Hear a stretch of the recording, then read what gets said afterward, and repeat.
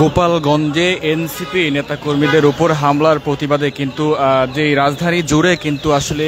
বেশ কয়েকটি জায়গায় কিন্তু বিক্ষোভ মিছিল অনুষ্ঠিত হচ্ছে এবং তারই কিন্তু প্রেক্ষিতে কিছুক্ষণ আগে ইনকিলাব মঞ্চের নেতাকর্মীরা তারা কিন্তু একটি যে বিক্ষোভ মিছিলের আয়োজন করেছিলেন এবং সেটি কিন্তু রাজুর ভাস্কর্যে শুরু হয়েছিল এবং সেইখান থেকে সেই মিছিল এসে কিন্তু আসলে যেই শাহবাগ থানা সেই শাহবাগ থানার সামনে এসে কিন্তু তারা অবস্থান নেন এবং তারা যেমনটি বলছিলেন যে আসলে গোপালগঞ্জে যেই এনসিপির নেতাকর্মীদের উপরে যে হামলা করা হয়েছে সেই হামলা আসলে একেবারে যে পরিকল্পিত ছিল, অর্থাৎ যেহেতু এনসিপির নেতাকর্মীরা তারা কিন্তু গত কয়েকদিন ধরে গত মাস থেকে কিন্তু তারা আসলে তাদের যেই কর্মসূচি সেই কর্মসূচি অনুযায়ী তারা কিন্তু দেশের বিভিন্ন জেলায় জেলায় গিয়ে কিন্তু তারা তাদের যেই কর্মসূচি সেটি কিন্তু তারা পালন করছিলেন এবং তারই প্রেক্ষিতে কিন্তু আজ গোপালগঞ্জের দিকে কিন্তু তারা গিয়েছিলেন এবং সেখানে কিন্তু তাদের মার্চ টু গোপালগঞ্জ কর্মসূচি ছিল এবং সেখানে তাদের জন্য একটি মঞ্চও তৈরি করা হয়েছিল এবং সেই মঞ্চে গিয়ে তাদের যে শান্তিপূর্ণ কর্মসূচি সেটি কিন্তু পালন করার কথা ছিল এবং পরবর্তীতে আসলে যেই ঘটনাটি ঘটে সেটি হচ্ছে আজ কিন্তু আসলে সেই গোপালগঞ্জে গিয়ে কিন্তু এনসিপির নেতাকর্মীরা তারা কিন্তু আসলে হামলার শিকার হন এবং সেইখানে কিন্তু আমরা দেখেছিলাম যে নাহিদ ইসলাম, সাজিস আলম সহ তাসলিম যারা সহ অন্যান্য যারা ছিলেন তারা কিন্তু সেখানে গিয়ে যেই হামলার শিকার হয়েছেন এবং পরবর্তীতে আমরা দেখেছি যে সেনাবাহিনীর একটি গাড়িতে করে আসলে তাদেরকে প্রোটেকশন দিয়ে কিন্তু তাদেরকে নিরাপদ স্থানে নেওয়া হয়েছিল এবং আমরা যেমনই জানতে পেরেছি বিভিন্ন সংবাদ মাধ্যমে তথ্য মতে যে তাদেরকে উদ্দেশ্য করে ককটেল সহ বিভিন্ন বিস্ফোরক দ্রব্য তাদের দিকে ছুঁড়েছে আসলে আওয়ামী লীগ এবং ছাত্রলীগ সহ অন্যান্য আসলে আওয়ামী লীগের যেই সহযোগী সংগঠনগুলো ছিল, অর্থাৎ নিষিদ্ধ আওয়ামী লীগ এবং নিষিদ্ধ ছাত্রলীগের নেতাকর্মীরা তারা আসলে তাদেরকে কেন্দ্র করে অর্থাৎ এনসিপি নেতাকর্মীদেরকে কেন্দ্র করে কিন্তু যেই বিভিন্ন বিস্ফোরক দ্রব্যগুলো সেগুলো কিন্তু ছুঁড়েছিল এবং তারই পরে কিন্তু আসলে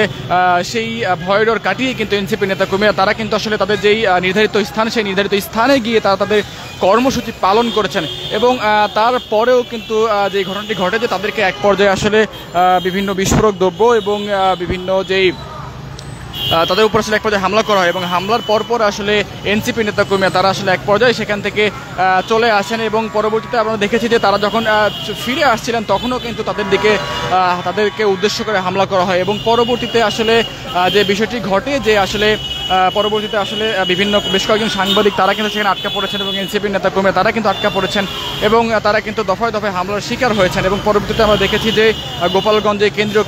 কারাগার রয়েছে সেই কারাগারেও কিন্তু আসলে আওয়ামী লীগ এবং ছাত্রলীগের নেতাকর্মীরা তারা কিন্তু হামলা করেছে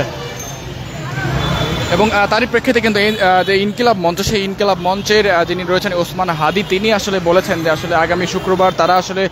মার্চ টু গোপালগঞ্জ কর্মসূচি ঘোষণা করেছেন এবং সেইখানে গিয়ে গোপালগঞ্জ স্বাধীন করে স্বাধীনতার পতাকা তারা উড়িয়ে দিয়ে আসবেন সেই কথা কিন্তু তারা বলছিলেন।